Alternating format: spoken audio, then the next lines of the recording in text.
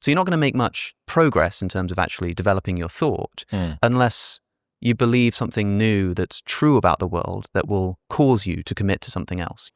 Is there some sense that modern philosophy, a lot of that is kind of like string theory in physics, where there's not much progress being made in quite the same way for people's practical applicability? We're trying to do the ethics without the metaphysics. As Joe just said, like a lot of these ancient philosophers in particular are remembered for their ethical teachings. The Stoics, you might know what a Stoic is. It's someone who sort of is resistant to suffering and pleasure and is sort of neutral. But why?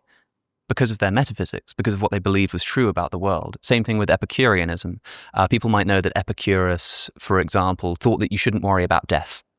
You know, like death is nothing to us. He said literally nothing to us because when you're alive, it's not with you. And when it's with you, there's no you.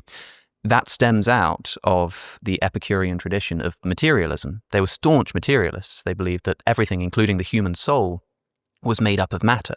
So that when that goes, there's nothing left.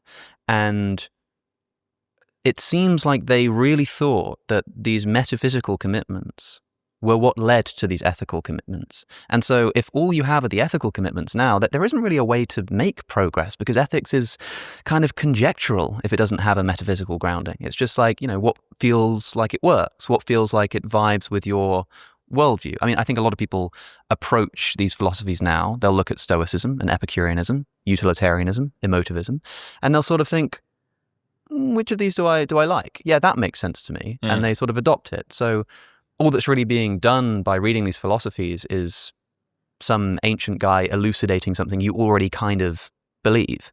So you're not going to make much progress in terms of actually developing your thought unless you believe something new that's true about the world that will cause you to commit to something else.